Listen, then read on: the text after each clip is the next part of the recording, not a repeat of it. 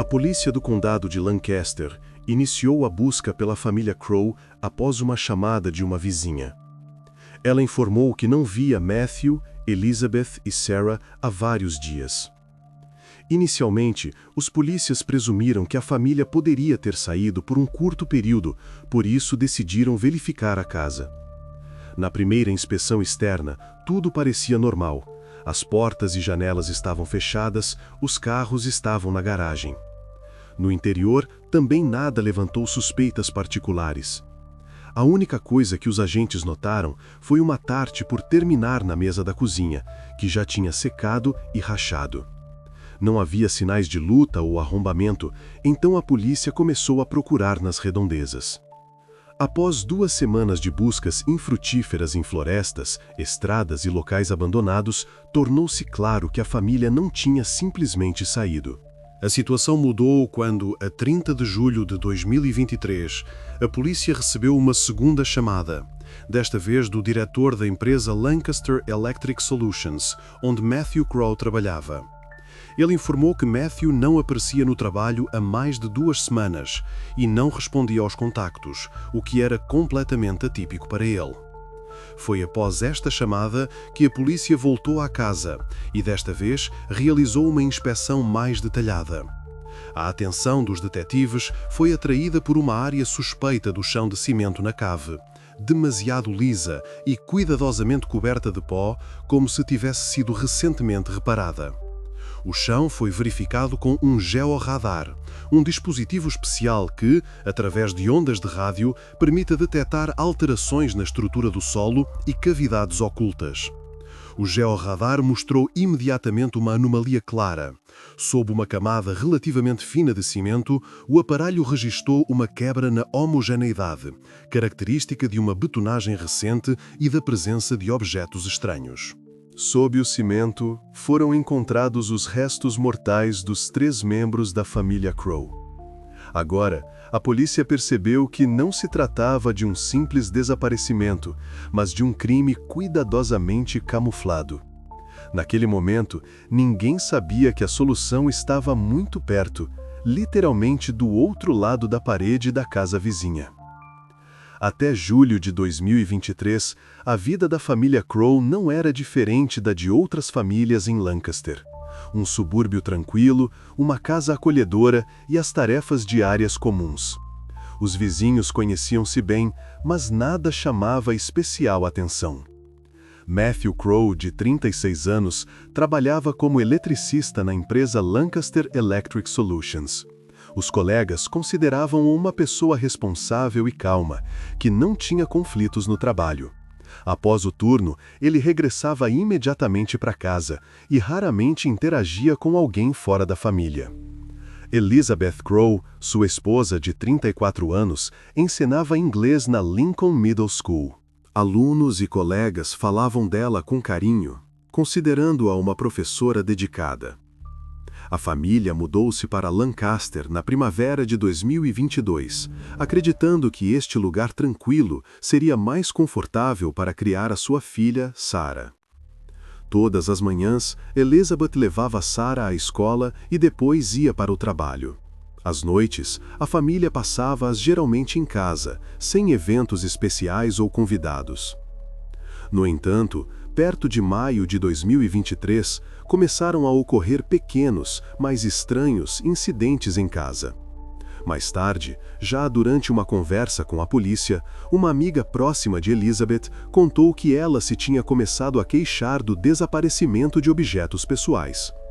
Primeiro, desapareceu um brinco do seu par favorito. Depois, Elizabeth não conseguia encontrar o batom que usava diariamente. Ela também mencionou o desaparecimento de uma fotografia da filha do frigorífico. No início, Elizabeth atribuiu isso à sua própria desatenção. Mas, em junho, ocorreu um incidente mais alarmante. No quarto de Sarah, desapareceu a câmera da ama eletrônica. Elizabeth verificou o quarto e a casa várias vezes, mas não encontrou a câmera. Isto deixou-a preocupada, embora a família ainda tentasse não exagerar a gravidade da situação, dizendo a si mesma que a câmera poderia ter ido acidentalmente para o lixo. Na altura, ninguém pensou que estes desaparecimentos não eram acidentais, mas sim cuidadosamente planejados. Mais tarde, todos estes objetos seriam encontrados na casa de uma pessoa em quem a família confiava. Mas naquele momento, ninguém suspeitava que a vida tranquila da família Crowe já era há muito objeto de uma atenção minuciosa.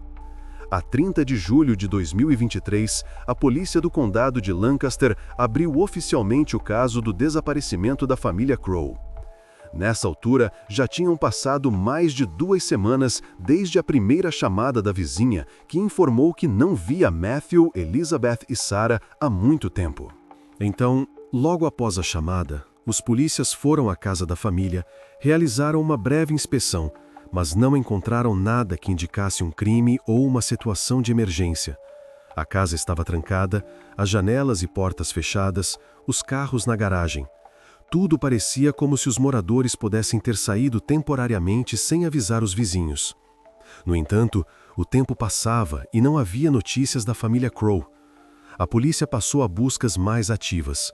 Os investigadores verificaram as estradas mais próximas, áreas florestais, hospitais e hotéis. Foram analisadas dezenas de horas de gravações de câmeras de vigilância localizadas nas principais estradas e saídas de Lancaster, mas não foram encontrados vestígios dos carros ou dos membros da família. Os telemóveis dos 3 estavam desligados, as contas bancárias não eram utilizadas. Quanto mais a polícia procurava, mais perguntas surgiam. A família desaparecera sem deixar rastro, como se nunca tivesse existido. Entretanto, a preocupação não se limitava apenas aos vizinhos. A amiga de Elizabeth, Laura, começou a ficar cada vez mais preocupada com a sua ausência. Elizabeth não respondia a chamadas e mensagens, embora antes estivesse sempre contactável.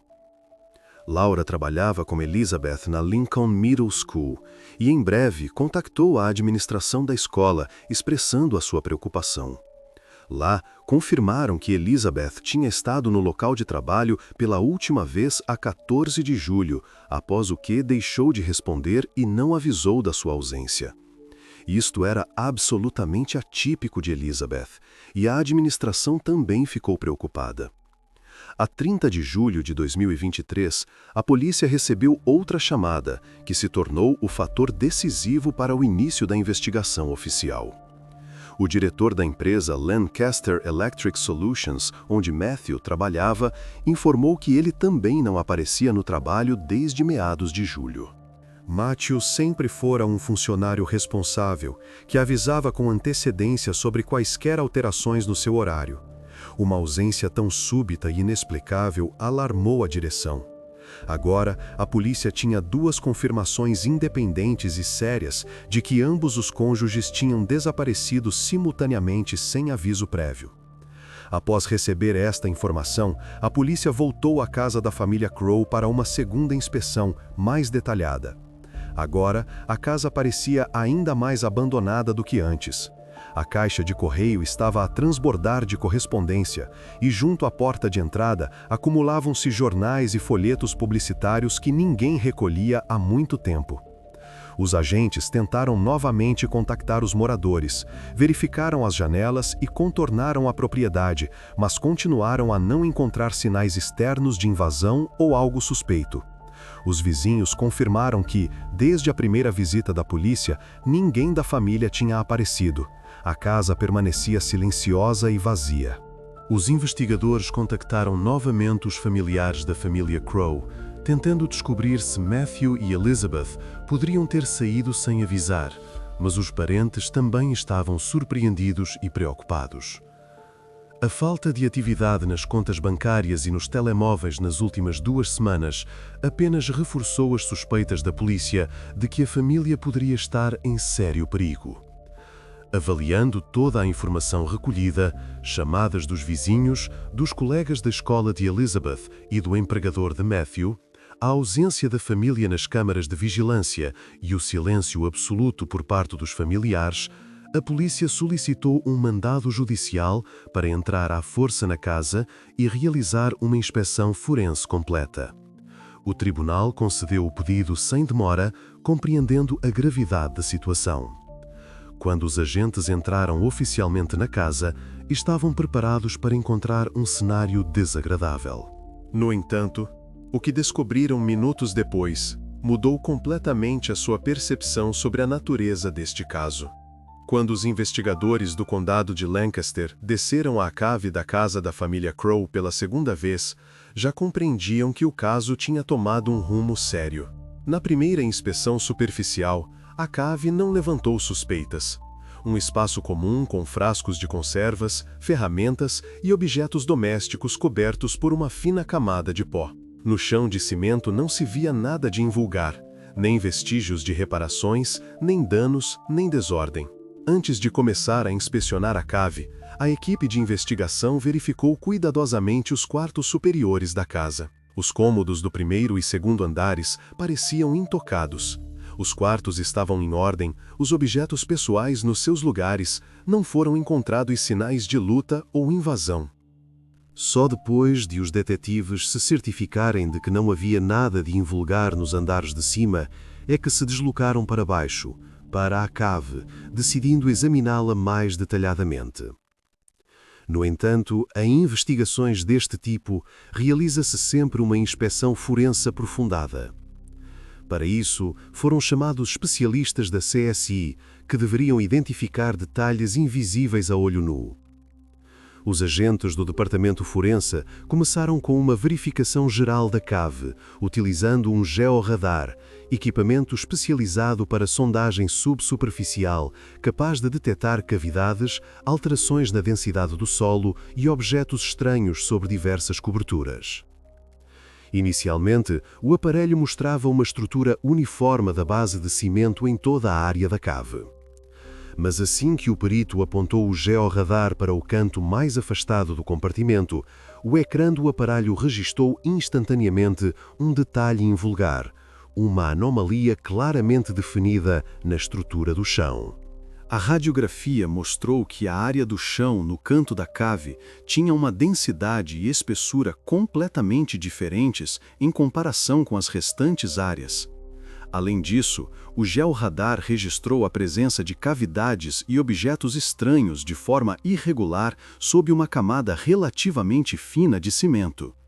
Não havia razões objetivas para tal estrutura. Não eram tubos, comunicações ou pilares de fundação. Esta descoberta tornou-se imediatamente o detalhe-chave que atraiu a atenção de todos os investigadores. Após a detecção da anomalia no georradar, os peritos começaram a examinar visualmente a área suspeita com atenção. E agora, sabendo da existência desta diferença estrutural, viram o que antes não tinha chamado a atenção. A superfície do cimento no canto parecia artificialmente envelhecida. Era notável que alguém tinha camuflado cuidadosamente e profissionalmente uma betonagem recente, usando para isso pó, sujeira e tinta. Mesmo para investigadores experientes, parecia bastante convincente, mas não depois das leituras do georradar. Agora, tornou-se óbvio que algo relacionado com o desaparecimento da família Crowe estava escondido sob esta camada de cimento artificialmente envelhecido. O chefe da equipa ordenou imediatamente a abertura desta secção do chão. Para cumprir os procedimentos, foram chamadas forças adicionais de peritos forenses e médico-legais. Cada etapa dos trabalhos foi registada em vídeo e fotografia. Logo após as primeiras tentativas de abrir a camada de cimento, surgiu um cheiro específico na cave, que deixou claro aos investigadores que as suas suspeitas eram fundadas. Os trabalhos foram temporariamente interrompidos, o local foi isolado e foram tomadas medidas adicionais para a realização de uma investigação forense completa. Nesse momento, ficou claro que a casa dos Crowe já não era um local de simples desaparecimento.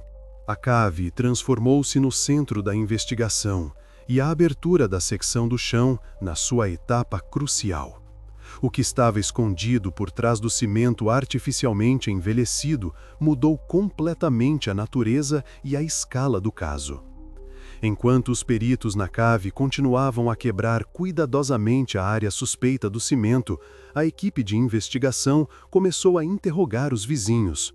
Esta é uma prática padrão, descobrir o que se passava à volta da casa pouco antes do desaparecimento da família. Em tais situações, pequenos detalhes e observações casuais tornam-se frequentemente cruciais. Os vizinhos, em uníssono, falavam positivamente da família Crow. Ninguém se lembrava de qualquer conflito em que estivessem envolvidos ou de quaisquer problemas sérios. Matthew e Elizabeth eram descritos como pessoas afáveis e amigáveis, que se davam bem com todos. À primeira vista, nada na sua vida indicava uma possível ameaça ou conflito. Um dos primeiros a serem interrogados foi Donald Hale, o vizinho da casa N. 114. Hale não se destacava entre os outros moradores da rua.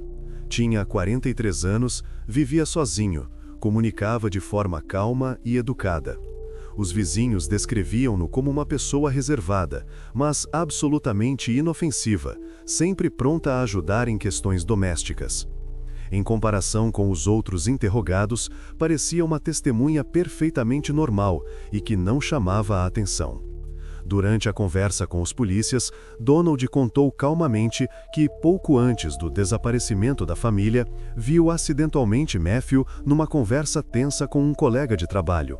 Ele não ouviu os pormenores da conversa, mas notou que havia claramente algum desentendimento ou conflito entre os homens. Hale não se apressou a tirar conclusões e sublinhou que apenas lhe pareceu que a conversa era sobre questões financeiras.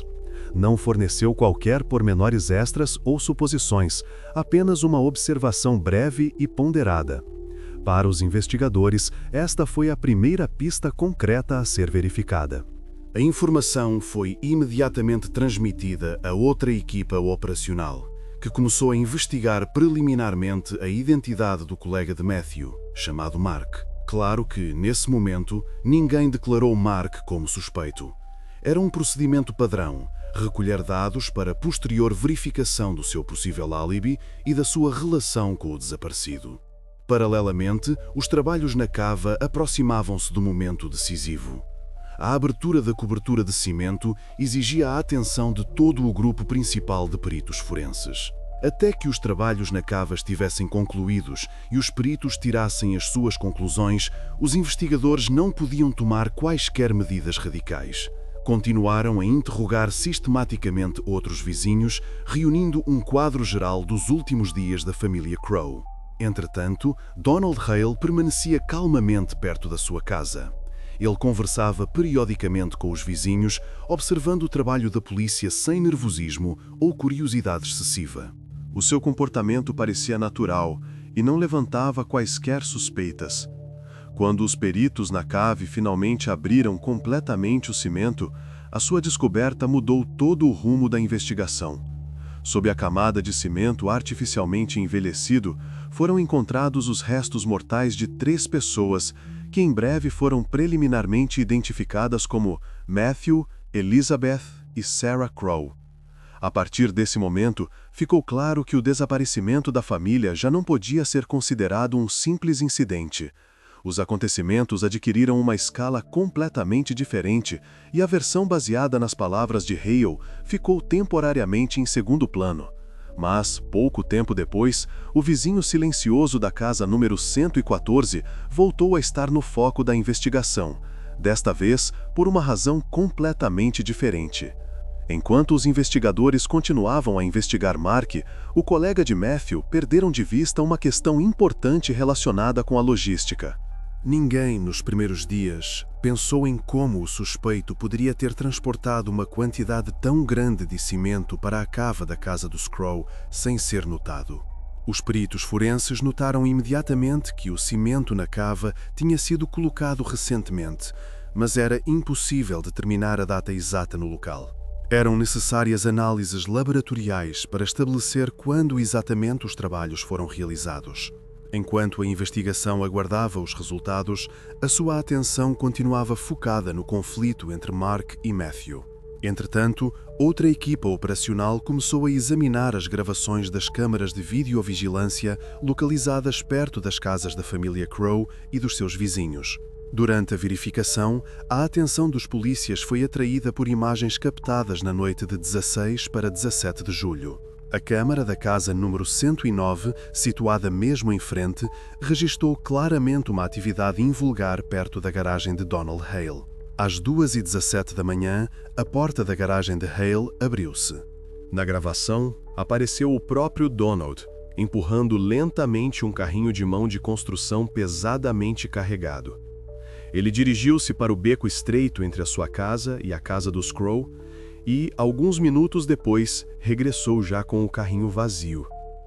Estas viagens repetiram-se várias vezes durante a noite, e tudo aconteceu de forma calma e metódica, sem sinais de nervosismo. No entanto, nos primeiros dias da investigação, estas imagens não levantaram suspeitas. Donald Hale já tinha dado à polícia uma explicação simples e, na altura, convincente.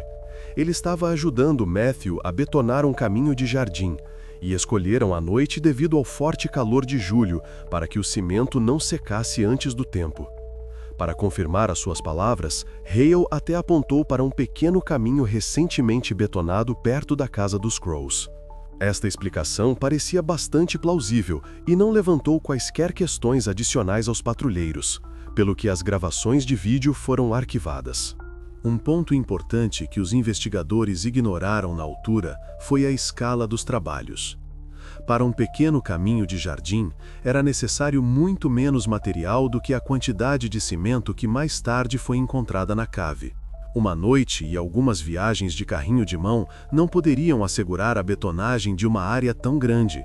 Para isso, seriam necessários vários dias ou a ajuda de outras pessoas. No entanto, na fase inicial, os polícias não deram atenção a esta inconsistência.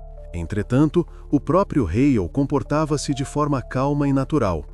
Ele conversava periodicamente com os vizinhos, participava nas conversas com os patrulheiros, mostrava preocupação e atenção, demonstrando total abertura e ausência de inquietação.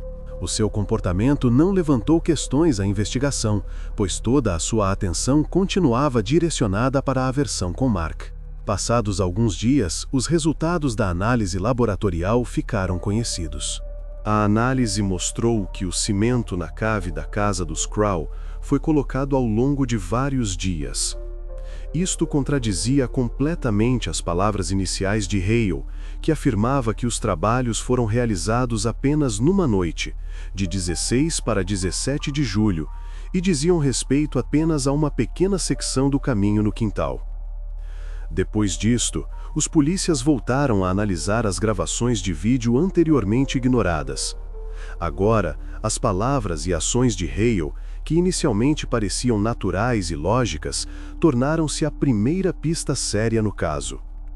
A mentira do vizinho mudou completamente a direção da investigação, tornando Donald Hale a figura central em torno da qual todos os principais eventos começariam em breve a desenrolar-se. No momento em que os investigadores estavam totalmente concentrados em investigar Mark e a estudar cuidadosamente o seu possível envolvimento no caso, Donald Hale permanecia literalmente a poucos metros do local do crime. Ele continuava a viver na sua casa.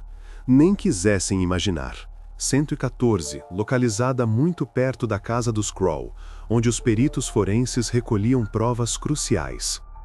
Inicialmente, não havia nada no comportamento de Donald que levantasse suspeitas à polícia. Ele parecia um vizinho comum, mostrando compaixão pela tragédia. No entanto, gradualmente, o seu comportamento começou a adquirir estranhezas notáveis, às quais a investigação não deu atenção de imediato. Os agentes que trabalhavam perto da casa dos Crow recordariam mais tarde que Donald se comportava de forma demasiadamente descontraída e até amigável para a situação em que se encontrava. Enquanto os peritos retiravam provas da cave, Hale aproximou-se dos polícias e começou a oferecer-lhes café, água e ajuda se necessário. Este comportamento, nas primeiras horas da investigação, pareceu uma manifestação natural de preocupação de uma pessoa que se importava com seus vizinhos. Nenhum dos agentes viu nada de estranho nisso e até ficou grato pelo gesto amigável. No entanto, mais tarde, quando a polícia analisou cuidadosamente os depoimentos das testemunhas, surgiram detalhes alarmantes. Os vizinhos notaram que, no dia da descoberta das provas, Donald esteve quase continuamente à janela da sua casa, observando com muita atenção o trabalho dos peritos forenses. Nem chamadas telefónicas, nem conversas com outros vizinhos o distraíam da sua observação. Ele observava calmamente, sem mostrar qualquer preocupação, cada passo dos investigadores, como se estivesse a seguir o desenrolar de um cenário cuidadosamente planeado. Quando a polícia concluiu a fase inicial do trabalho e começou a retirar as provas materiais, Donald saiu novamente de casa. Aproximou-se da equipa operacional e perguntou calmamente se Mark, o colega de Matthew, já tinha sido detido. Naquele momento, a investigação considerou esta uma pergunta perfeitamente natural de uma pessoa interessada. Mas, posteriormente, foi precisamente este detalhe que atraiu especial atenção da polícia. A calma e a confiança com que Hale fez esta pergunta levaram os investigadores a ponderar sobre as suas verdadeiras motivações. Mais tarde, os agentes começaram a verificar os depoimentos de Donald com mais detalhe e notaram um pormenor estranho. Quando o convidaram novamente para uma conversa e lhe perguntaram sobre o seu acesso à casa da família Crowe, ele confirmou, com absoluta calma e sem hesitação, que tinha o código da garagem. Donald explicou isto de forma simples. O próprio Matthew lhe deu o código para que Hale pudesse entrar e cuidar das flores quando a família saísse. Naquele momento, este detalhe pareceu insignificante e até útil à polícia, pois confirmava uma relação de confiança entre os vizinhos.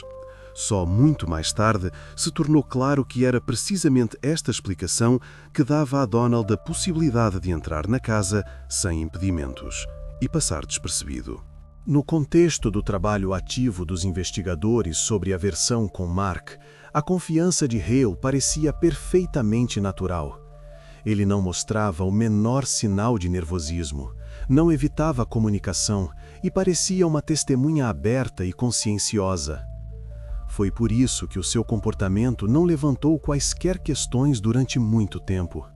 Mas, passados alguns dias, quando os investigadores receberam os primeiros resultados sérios das análises laboratoriais e os compararam com as gravações das câmeras de vídeo, a confiança e a calma de Donald deixaram de parecer naturais. Os polícias perceberam de repente que o vizinho não estava apenas a observar o que se passava. Ele estava a controlar a situação. Ele sabia exatamente que a polícia estava investigando a pessoa errada, e isso dava-lhe uma sensação de total segurança. Foi então que a investigação considerou seriamente pela primeira vez que Donald Hale não era apenas um vizinho educado e preocupado, mas alguém que, durante todo este tempo, observava atenta e friamente a polícia seguir por um caminho falso. Este detalhe mudou completamente a direção da investigação e obrigou a reexaminar tudo o que antes era considerado óbvio. O relatório do laboratório sobre os dados móveis de Mark mudou completamente a direção da investigação. Até então, a polícia tinha boas razões para investigar Mark cuidadosamente. Ele tinha de fato uma dívida monetária real para com Matthew, o que o próprio Mark admitiu abertamente no primeiro interrogatório. Na ocasião, ele explicou calmamente que tinha ido à casa do colega para discutir a devolução do dinheiro. Segundo ele, não houve qualquer agressão entre eles. Foi por isso que os investigadores levaram a sério as palavras de Donald Hale. Na conversa com a polícia, Hale mencionou com muito cuidado que, pouco antes do desaparecimento da família, viu Mark e Matthew a conversar algo perto da casa. Ele não acrescentou pormenores desnecessários nem tentou dramatizar. A única coisa que notou foi que a conversa parecia tensa, possivelmente relacionada com dinheiro. A polícia interpretou isto como uma observação perfeitamente normal. A investigação não teve qualquer razão para duvidar da sinceridade de Hale. No entanto, mais tarde, quando o relatório da operadora de telemóvel foi recebido, a situação tornou-se completamente diferente. De acordo com os dados técnicos precisos, na noite de 15 para 16 de julho, o telemóvel de Mark estava a cerca de 100 km de Lancaster, na casa dos seus pais.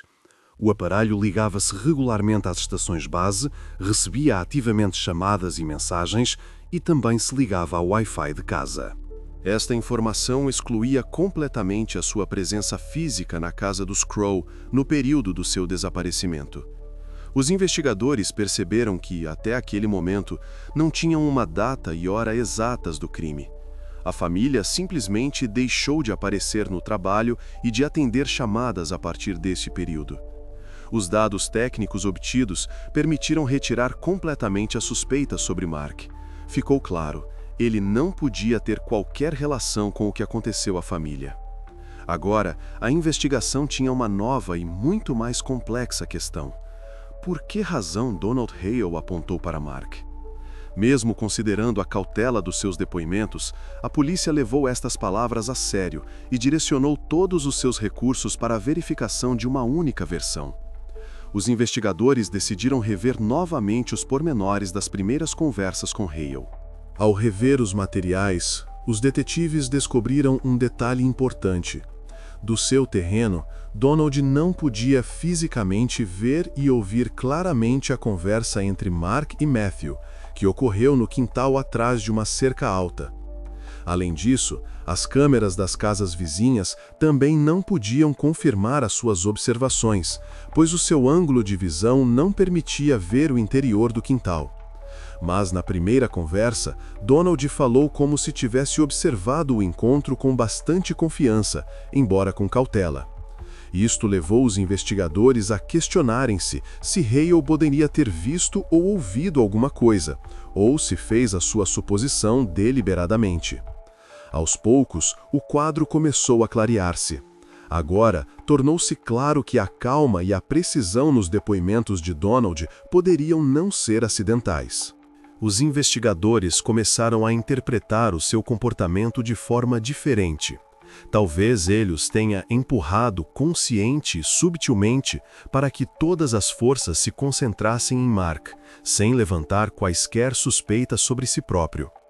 Depois desta descoberta, os investigadores voltaram a estudar o comportamento do próprio Donald no dia em que a polícia entrou pela primeira vez na casa dos Crowes. A sua forma de comunicar, a sua prontidão em oferecer ajuda, que inicialmente pareceram absolutamente naturais, eram agora vistas como uma tentativa metódica e calma de controlar o curso da investigação. A partir deste momento, a polícia começou a ver Donald Hale de uma forma completamente diferente. A pessoa que parecia uma testemunha simples e calma, agora parecia um manipulador experiente, que habilmente guiava a polícia por um caminho errado. Os investigadores decidiram mudar completamente a estratégia de investigação e aprofundar toda a informação disponível sobre Donald. O seu passado, os seus motivos, quaisquer pormenores do seu comportamento, anteriormente considerados insignificantes, poderiam agora ser a chave para desvendar toda esta história. Depois de a investigação se ter focado completamente em Donald Hale, a polícia voltou a analisar provas antigas, às quais anteriormente não tinha dado grande importância. Uma dessas provas foi a gravação da câmara de videovigilância da casa número 109, feita na noite de 16 para 17 de julho. Inicialmente, estas imagens foram vistas pela polícia como um pormenor doméstico, o comportamento típico de um vizinho ocupado com tarefas de casa. Mas agora, depois de a sua mentira se ter tornado óbvia, as gravações ganharam um significado completamente diferente. Os investigadores decidiram rever este vídeo o mais detalhadamente possível, literalmente frame a frame. Na gravação, via-se como, exatamente às 2h17 da manhã, os portões da garagem da casa número 114 se abriram. Hale saiu cuidadosamente para a rua, empurrando um carrinho de mão de construção, visivelmente muito carregado. Isso era perceptível pela forma como se movia lenta e pesadamente. Ele não se apressava e parecia controlar cuidadosamente cada movimento. Donald atravessou a rua, entrou no beco estreito entre as casas número 114 e número 112 e depois desapareceu do campo de visão da câmara. Alguns minutos depois, regressou já com o carrinho vazio. Após um curto intervalo, ele voltou a empurrar o carrinho de mão pesadamente carregado e desapareceu novamente no beco. Em 1h30, Donald Hale repetiu este ciclo 6 vezes, movendo-se de forma metódica, sem pânico, como se estivesse a realizar um trabalho doméstico normal. Inicialmente, quando estas imagens foram vistas pela primeira vez pelos patrulheiros, fizeram a Donald uma pergunta lógica: o que estava ele a fazer à noite? Na altura, Hale deu uma explicação rápida e calma, que parecia bastante plausível. Ele afirmou que estava a ajudar Matthew a betonar um novo caminho de jardim perto da casa dos Crow. Segundo ele, o calor de julho durante o dia não permitia trabalhar devidamente com cimento.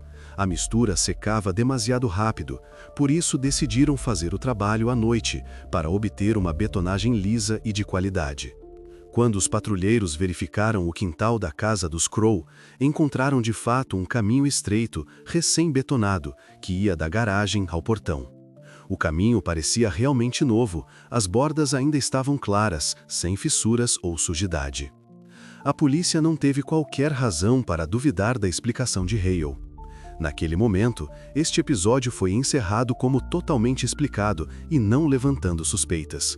A gravação foi arquivada. No entanto, agora, depois de ficar claro que Donald mentiu sobre Mark e desviou a investigação por um caminho falso, a polícia decidiu verificar cuidadosamente também esta sua explicação. Os peritos forenses voltaram ao quintal da família Crow para examinar novamente e com mais atenção este caminho de cimento. Os peritos realizaram uma análise detalhada da composição do cimento e compararam-na com o material que tinham encontrado anteriormente na cave da casa dos Crow. Os resultados mostraram uma correspondência de 100%. Tanto na cave como no quintal, foi utilizado o mesmo cimento, do mesmo lote e aproximadamente da mesma época de betonagem. Agora, tornou-se óbvio. O novo caminho não era apenas uma reparação casual, mas parte do plano de Donald Hale, um álibi pensado que ele preparou com antecedência para desviar as suspeitas. Nesse momento, os detetives notaram uma séria inconsistência lógica. Nas gravações, via-se claramente apenas como Hale se movia pela rua e entrava no beco entre as casas, mas, por alguma razão, as câmeras não registraram como ele entrava diretamente na casa dos Crows ou no seu quintal. Esta inconsistência levantou questões à polícia, que decidiu estudar a área de cobertura da câmara. Após a inspeção, ficou claro. A câmara instalada na casa número 109 cobria apenas uma área de visão limitada. Estava direcionada de tal forma que a rua e o início do beco eram claramente visíveis, mas a própria entrada para o quintal dos Crows, assim como a porta lateral da casa, ficavam completamente fora de vista. Foi graças a este ponto cego que Donald pôde entrar calmamente e sem risco de ser filmado na propriedade dos Crows e realizar as suas ações sem ser notado. As imagens captavam apenas o seu caminho até a casa, mas não a própria entrada. Os investigadores compararam este fato com o comportamento de Donald nos primeiros dias da investigação. Ele indicou com confiança à polícia o caminho como prova óbvia das suas palavras e explicou calmamente por que os trabalhos foram realizados à noite. Ele sabia que a polícia não tinha forma de verificar completamente as suas ações através das câmeras, e o caminho novo correspondia perfeitamente à sua versão. Os peritos forenses realizaram cálculos e medições adicionais. A massa do cimento encontrado sobre o chão na cave da casa dos Crow coincidia perfeitamente com o volume da mistura de cimento que uma pessoa poderia transportar em 6 viagens noturnas, registradas pela câmera. Esta foi uma prova irrefutável de que Donald Hale, naquela noite, não estava de todo a ajudar o vizinho, mas sim a ocultar metódica e calculadamente os vestígios do seu crime, transportando cuidadosamente o cimento. Agora, a polícia voltou a comparar todos os fatos: os falsos depoimentos de Donald sobre Mark, o álibi pensado com o caminho e a gravação de vídeo das suas ações noturnas. Todas as peças encaixavam-se perfeitamente numa única imagem. A pessoa que a polícia inicialmente considerou um vizinho fiável e calmo, agora era vista como um manipulador hábil que friamente guiava a investigação na direção errada.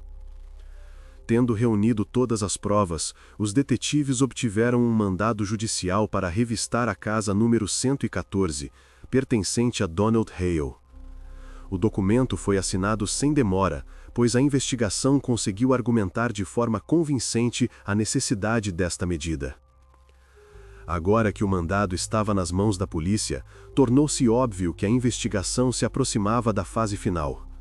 A casa da pessoa que tão habilmente guiava a polícia por pistas falsas deveria finalmente revelar o principal segredo do desaparecimento da família Crow.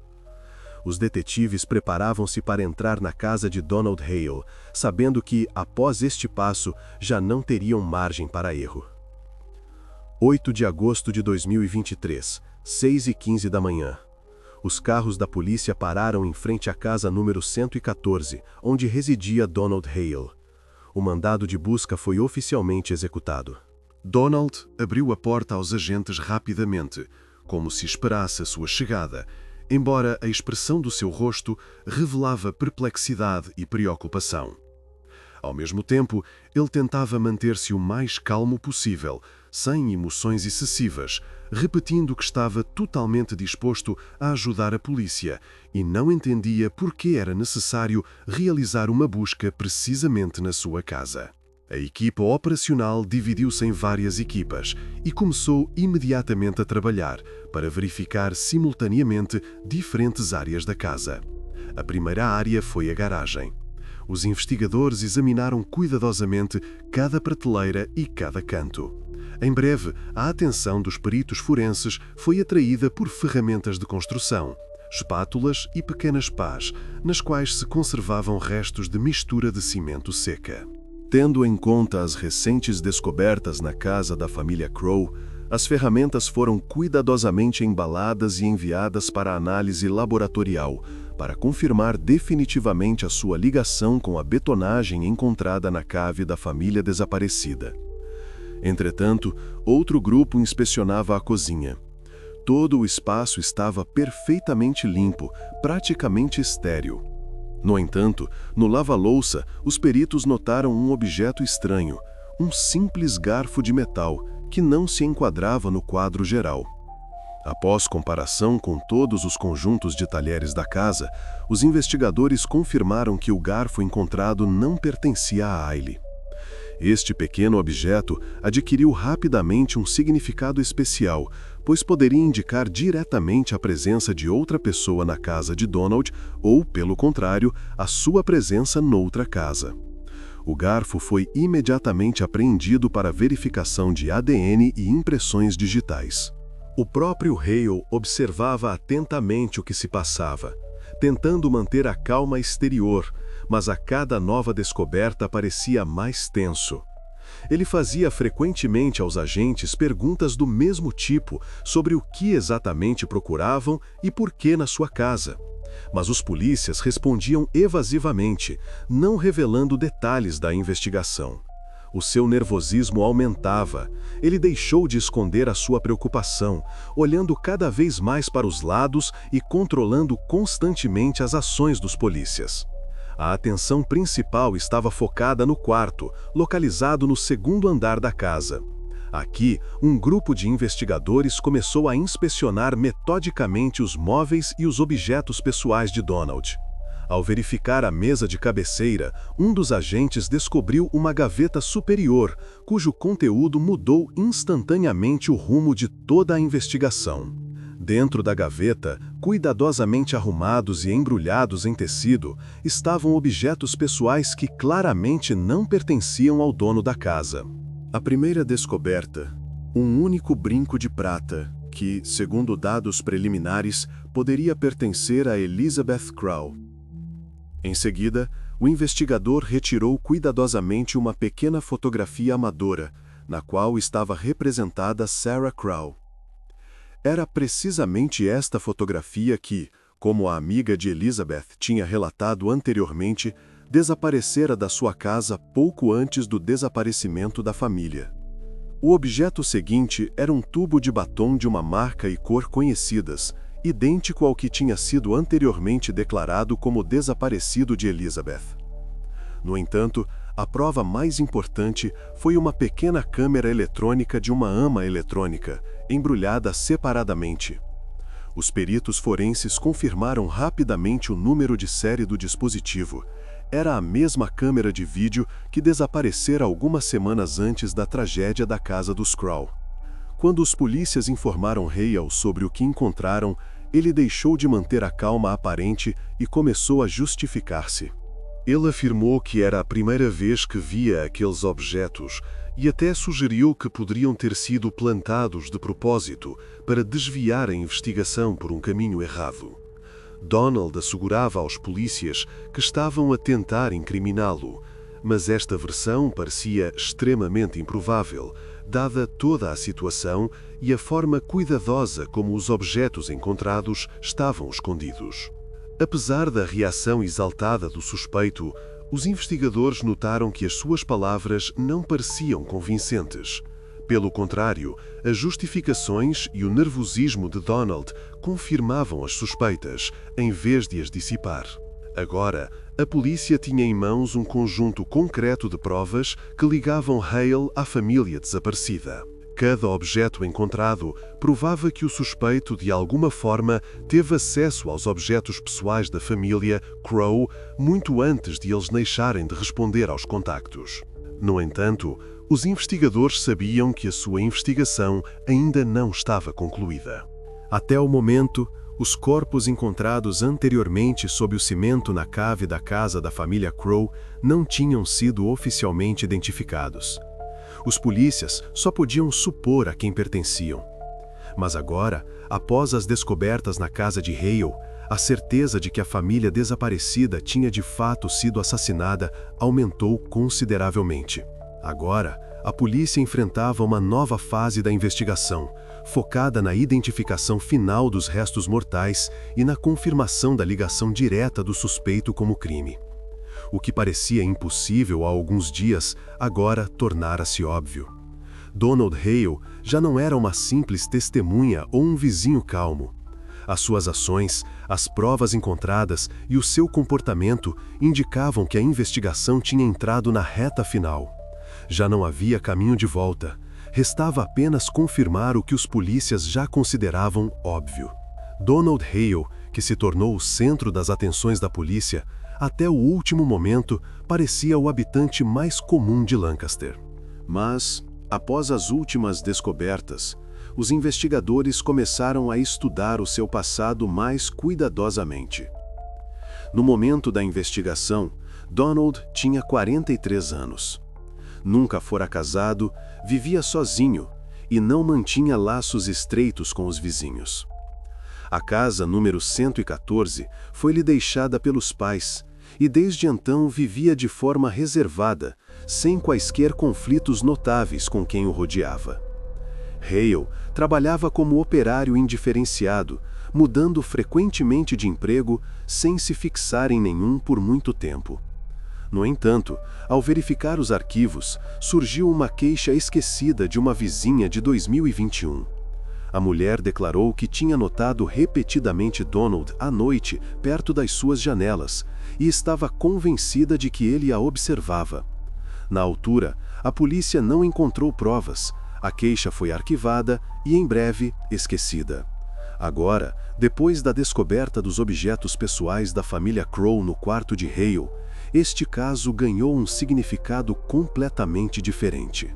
O brinco solitário, a foto de Sarah, o tubo de batom e, especialmente, a câmara de vídeo testemunhavam que Donald não só observava, mas também colecionava uma espécie de troféus, o que confirmava o perfil psicológico de uma pessoa com uma obsessão doentia pela vida alheia. Consultores forenses confirmaram: tal comportamento é típico de pessoas que começam com observação oculta, depois aproximam-se gradualmente das suas vítimas e recolhem objetos pessoais. Foi provavelmente segundo este cenário que as ações de Hale se desenvolveram. Assim, o episódio de 2 anos antes já não parecia acidental. Para a investigação, Donald deixou de ser definitivamente apenas uma testemunha. Os polícias perceberam que a investigação tinha entrado numa nova fase e que tinham pela frente uma pessoa que, de forma planejada e consciente, ultrapassava os limites. A 9 de agosto de 2023, às 14h30, Donald Hale foi levado para a esquadra da polícia para um interrogatório oficial. Os investigadores prepararam antecipadamente os materiais do caso, incluindo as provas-chave capazes de confirmar definitivamente o seu envolvimento. Quando o interrogatório começou, Donald parecia calmo, embora abatido. Sentou-se em frente aos detetives e olhou em silêncio para a frente, evitando o contato visual direto. Pelo seu comportamento, ficou imediatamente claro que ele tinha escolhido a linha do silêncio e não tencionava colaborar com a investigação. A primeira prova foi a gravação da câmera de videovigilância da casa número 109.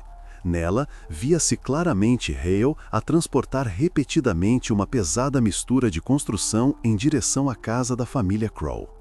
Os peritos forenses confirmaram a correspondência do material da sua garagem com o cimento encontrado na cave da casa vizinha. Donald não disse uma palavra, apenas olhou atentamente para o ecrã. Em seguida, os detetives mostraram o relatório da operadora de telemóvel referente ao telefone de Mark, o colega de Matthew. Confirmava que Mark estava longe de Lancaster na noite do desaparecimento da família e não poderia ter participado nos eventos. Consequentemente, as palavras de Hale sobre o conflito entre os colegas revelaram-se uma mentira. Donald franziu ligeiramente a testa, mas não respondeu novamente. Os investigadores continuaram e apresentaram as fotografias dos objetos pessoais encontrados na casa de Hale. As imagens mostravam claramente o brinco, a fotografia de Sarah, o tubo de batom e a câmera de vídeo da casa da família Crow. A polícia sublinhou que tais objetos não poderiam ter aparecido acidentalmente no seu quarto. Donald pareceu ficar interiormente tenso, mas não reagiu novamente com uma única palavra. A última prova foi o garfo, encontrado no lava-louça da cozinha do suspeito. Os investigadores explicaram que o garfo não pertencia a nenhum dos conjuntos de talheres existentes na casa de Hale. Nele, já tinham sido preliminarmente encontrados vestígios biológicos de outra pessoa, que foram enviados para análise detalhada. Isto poderia confirmar a sua ligação com a casa da família Crow. Hale pareceu um pouco agitado, mas preferiu novamente ficar em silêncio.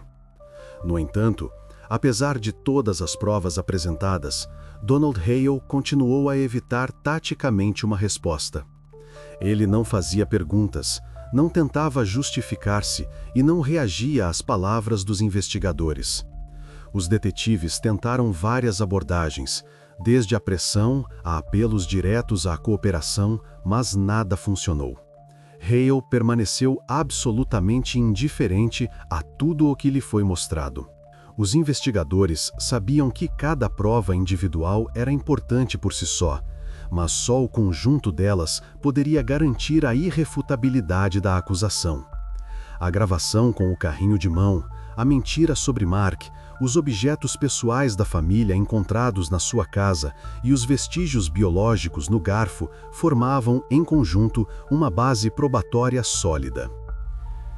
Era precisamente o conjunto destas provas que poderia finalmente quebrar o silêncio de Hale. O interrogatório prolongou-se por várias horas, mas a polícia não conseguiu obter dele qualquer reação ou confissão. Agora, restava à investigação aguardar os resultados finais das perícias, que deveriam confirmar e consolidar as provas já encontradas. Os investigadores sabiam que só depois disso o silêncio de Donald Hale perderia todo o sentido.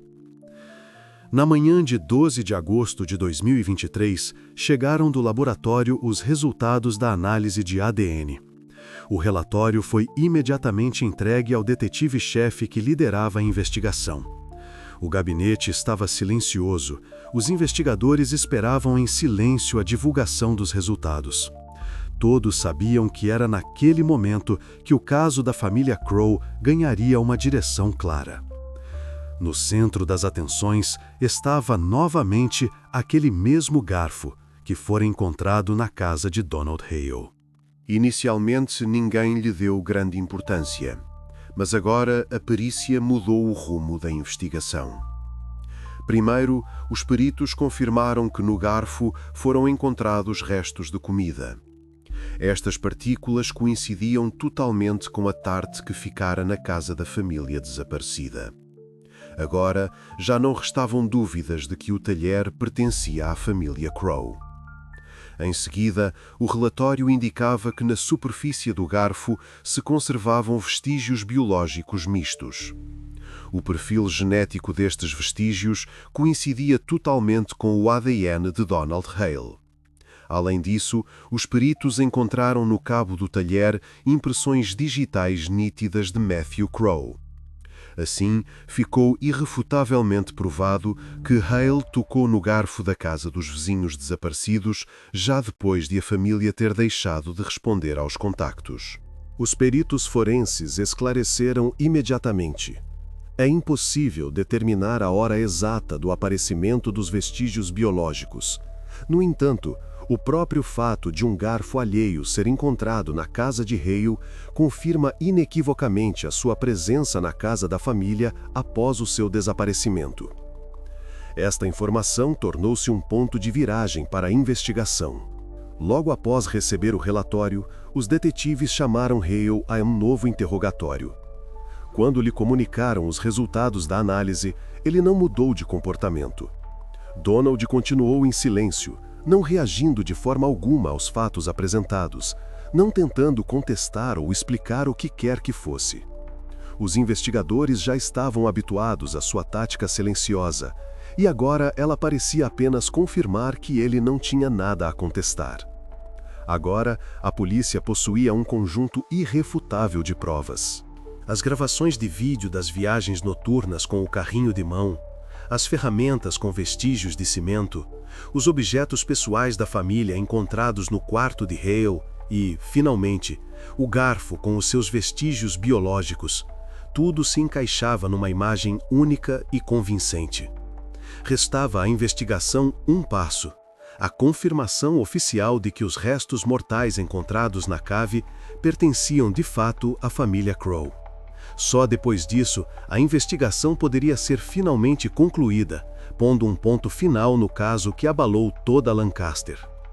Na noite de 12 de agosto de 2023, os investigadores convidaram novamente Donald Hale para uma conversa. Desta vez, a atmosfera era diferente. Ele parecia tenso, sem a sua máscara habitual de calma, e sentou-se em frente aos detetives como se esperasse o fim da batalha.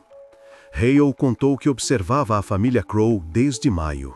Ele notava os seus momentos cotidianos: o regresso do trabalho, os jantares em família, o riso das crianças no relvado, cenas que lhe faziam falta. Esta observação transformou-se gradualmente num sentimento de inveja. Ele viu na vida alheia aquilo que ele próprio perdera ou nunca tivera: estabilidade, carinho, compreensão mútua. Ele admitiu que entrava na casa usando o código da garagem que Matthew lhe tinha confiado. No início, parecia uma experiência. Ele só queria sentir o cotidiano alheio por dentro. Depois, começou a levar pequenos objetos: o brinco, a foto, o batom e a câmera. Não por lucro, mas como símbolos da vida que queria ter. Para ele, estes objetos eram uma ponte para o mundo de outra pessoa. A 15 de julho, ele estava novamente dentro da casa da família Crow. Ele afirmou que não tencionava planejar nada inicialmente, mas a situação saiu do controle. Surgiu um conflito entre ele e Matthew, que se tornou um ponto sem retorno. Ele subiu para o andar de cima, onde estavam Elizabeth e Sarah, e agiu impulsivamente, não de acordo com um plano pré-estabelecido. Parando, ele notou que não podia ir embora sem terminar o que começara. Sentou-se à mesa, onde restava a tarte cortada, pegou num garfo e levou-o consigo, como uma recordação da sua estadia na casa. Quando questionado sobre os motivos, Hale falou brevemente. A causa foi o medo de não ter um lugar, de não ter a vida que via nos outros. A inveja, segundo ele, impeliu-o a uma ação que ele próprio não conseguiu parar. Depois desta confissão, os investigadores deixaram de ter dúvidas sobre a culpa de Hale. O seu relato, corroborado pelas provas e pelo seu comportamento, criava um quadro completo. Agora, a polícia tinha a tarefa de reconstruir a sequência dos acontecimentos na noite de 15 de julho, passo a passo, para desvendar finalmente como um vizinho comum se tornou a figura central da tragédia. Nesse dia, 15 de julho de 2023, a família Crowe regressou a casa por volta das 7 da noite. Passaram uma noite normal, sem esperar nada de invulgar. Mas desta vez, Donald Hale, o seu vizinho, entrou novamente na casa por volta das 10 da noite, usando o código da garagem que Matthew lhe tinha dado anteriormente. Donald já tinha entrado secretamente na casa dos vizinhos várias vezes, mas desta vez a sua visita foi motivada pela ansiedade. Alguns dias antes, ele soube que Elizabeth tinha notado o desaparecimento da câmera da ama eletrônica, que ele tinha roubado anteriormente sem uma razão particular. Donald levou-a impulsivamente, mais por curiosidade do que por qualquer cálculo. Agora, ele temia que este desaparecimento levantasse suspeitas na família e decidiu colocar a câmera discretamente de volta na garagem para que parecesse que o objeto se tinha simplesmente perdido entre as ferramentas velhas. Por volta das 22h20, quando Hale já estava na garagem e tentava cuidadosamente deixar a câmera num local visível, a porta abriu-se inesperadamente. Matthew, ouvindo um barulho baixo no andar de baixo, desceu para ver o que se passava. Ao ver o vizinho na garagem com a câmera nas mãos, Matthew exigiu imediatamente explicações, ameaçando chamar a polícia. Donald entrou em pânico, percebendo que a situação tinha saído completamente do controle. Durante o conflito que eclodiu instantaneamente, às 22h25, ocorreu o primeiro homicídio. Depois disso, Donald subiu. Elizabeth, a essa altura, já estava preocupada e saiu para ver o que tinha acontecido. Sem lhe dar tempo para dar o alarme, Donald agiu de forma rápida e impulsiva. Em seguida, dirigiu-se ao quarto de Sarah. Pelas 3 da tarde, a casa mergulhou novamente num silêncio total. Hale deteve-se brevemente na cozinha, comeu um pedaço da tarte que estava sobre a mesa e levou o garfo, que mais tarde se tornou uma prova importante. Este ato foi interpretado pela investigação como uma manifestação clara da sua obsessão doentia pela vida da família Crowe. O próprio Hale confessou mais tarde que foi nesse momento que sentiu uma sensação de poder total sobre a vida alheia, com a qual sonhara durante tanto tempo. Na noite de 16 de julho, por volta das 2 da manhã, Donald começou a ocultar os vestígios do crime. As câmeras da casa vizinha número 109 registraram-no, às 2h17, a empurrar um carrinho de mão com sacos de cimento do seu garagem em direção à casa dos Crowe. A investigação confirmou mais tarde que a quantidade de cimento era suficiente precisamente para betonar o chão da cave. Antes dos trágicos eventos, Donald tinha de fato ajudado Matthew a betonar um pequeno caminho perto da casa dos Crowe. Agora, ele decidiu usar este trabalho anterior como um álibi plausível, caso os vizinhos ou a polícia começassem a fazer perguntas sobre suas atividades noturnas com cimento. Pelas 4 da manhã, Hale começou a betonar o chão da cave. Ele agiu de forma metódica e cuidadosa, camuflando o cimento fresco com sujidade e tinta para que parecesse um revestimento antigo. Os peritos forenses notaram posteriormente a alta qualidade deste trabalho. Na manhã de 17 de julho, todas as ações de ocultação estavam concluídas. Donald regressou calmamente à casa, acreditando que não tinha deixado vestígios que o pudessem denunciar. Agora, a investigação dispunha de todas as provas necessárias, bem como da confissão do próprio Donald Hale. Restava à polícia apenas formalizar os materiais para concluir definitivamente a investigação. Para todos, já era óbvio que a causa da tragédia foi a obsessão doentia de Donald pela vida alheia, que o impeliu a atos fatais. O julgamento de Donald Hale começou em 3 de outubro de 2023 no Tribunal Distrital de Lancaster. Para a pequena cidade, este foi um evento importante e pesado. Embora fora do condado, o caso tenha passado quase despercebido. O procurador apresentou de forma sequencial e clara as provas principais. O tribunal ouviu o relatório dos peritos sobre a utilização do gel-radar na inspeção da cave, onde foram encontrados os restos mortais da família sob uma camada de cimento. Em seguida, foram mostradas aos jurados as gravações da câmera que registraram Hale a transportar cimento à noite da sua casa para a casa dos Crowe. A acusação também apresentou a tentativa de Donald de desviar as suspeitas para Mark, o colega de Matthew. Esta versão desmoronou-se rapidamente sob a pressão do álibi, confirmado pela investigação. Os objetos pessoais da família Crowe, encontrados no quarto de Hale, confirmaram definitivamente sua obsessão doentia pela vida dos vizinhos.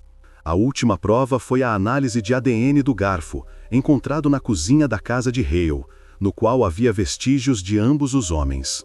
Isto indicava inequivocamente a sua presença na casa das vítimas logo após o crime. No entanto, o próprio Hale não negou a culpa, nem tentou defender-se. Durante o julgamento, ele parecia abatido, quase quebrado.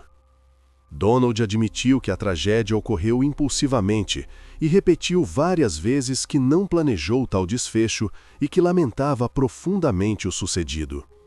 Ele assumiu totalmente a culpa sem pedir clemência. Os jurados chegaram rapidamente a uma decisão unânime. Donald Hale foi considerado culpado das 3 acusações de homicídio em primeiro grau. O tribunal dividiu 3 penas de prisão perpétua sem direito à liberdade condicional. Os habitantes de Lancaster receberam o veredito como o resultado esperado de um processo judicial difícil, compreendendo que a justiça tinha sido feita, mas que era impossível recuperar o que se perdera. A casa número 112 da Parkville Drive esteve vazia durante vários meses. Os familiares da família Crowe puseram-a à venda, mas ninguém se atreveu a comprar o edifício que se tornara o local da tragédia. Os vizinhos tentavam ignorar a casa, que se tornara para eles uma recordação constante do sucedido. Por fim, os moradores do bairro enviaram uma petição ao município pedindo a demolição do edifício. As autoridades da cidade concordaram. Em fevereiro de 2024, a casa foi demolida. O terreno foi aterrado e semeado com relva. Agora é apenas um terreno baldio e nada mais recorda o que aconteceu. O caso LPD 234419 está oficialmente encerrado. Donald Hale foi considerado culpado. Todas as provas confirmam a sua culpa, e o motivo, inveja e obsessão pela vida dos vizinhos. A única questão que ficou sem resposta foi: por que exatamente no dia 15 de julho? A isto, Hale respondeu brevemente: não sei. E assim ficou uma linha em branco no processo que a investigação concluiu por completo.